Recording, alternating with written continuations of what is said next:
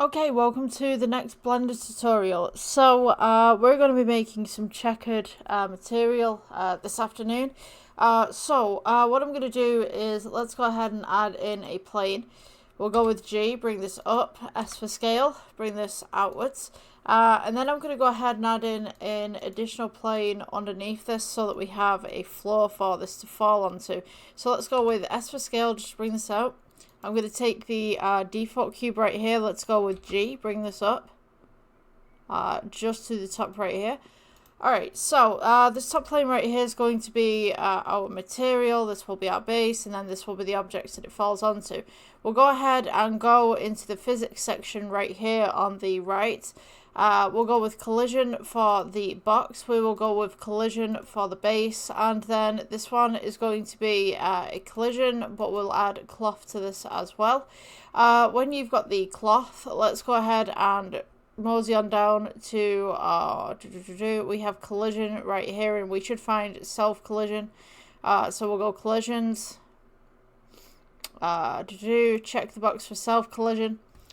And when we press the space bar, this should happen. So what we need now is we need to go to edit mode. You want to be on frame 1 at the bottom right there. Just drag it back. Let's go right click subdivide, right click subdivide, right click subdivide, right click subdivide. And we'll go ahead up until about here. We'll go to objects mode, let this fall again, and you'll notice that we have more of a material. So let's take this timeline back to 0 or 1. We'll go right click shade smooth upon this. And then we are going to go to the particles section. Press plus on particles. Switch out from emitter to hair. You're going to want to go ahead and add a couple of extra zeros onto the number. You can have any seed that you want. And then go ahead and pull the hair length down to the appropriate length that you would like. So we can go ahead and go on to shading right here. We'll go to new. And I'm going to go for the checker. So let's go ahead and go to add. And we'll go with checker texture right here. We'll go with color to base color. And we'll get all these nice little checkers.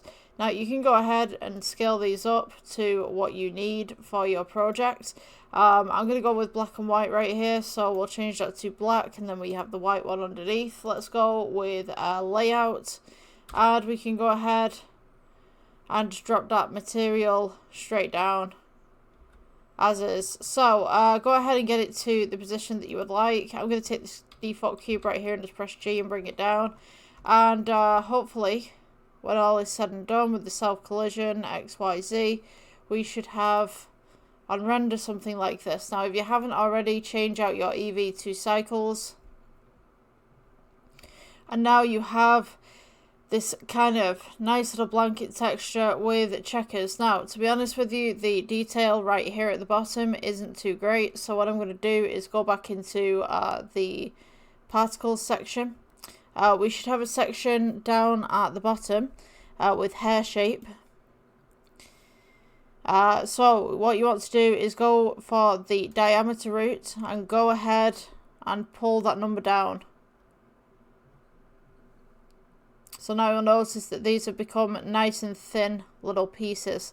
So I'm just going to go ahead and amend that once more. We can go ahead and amend the strand shape, the diameter route. So 0.7 is pretty good for this. Let's go ahead and add in some more zeros to the top number right here with emission. And hopefully when we do this it should load in. Just give it a second. And now as you can see we kind of have this more of a fur look to the piece.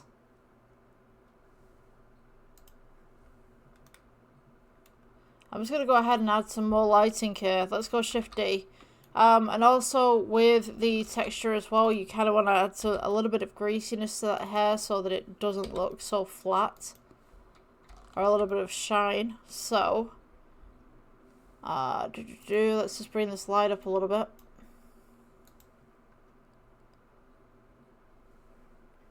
So if we go ahead and click the blanket that we've made and go to the material, We can go ahead and take down the roughness and pull up that metallic.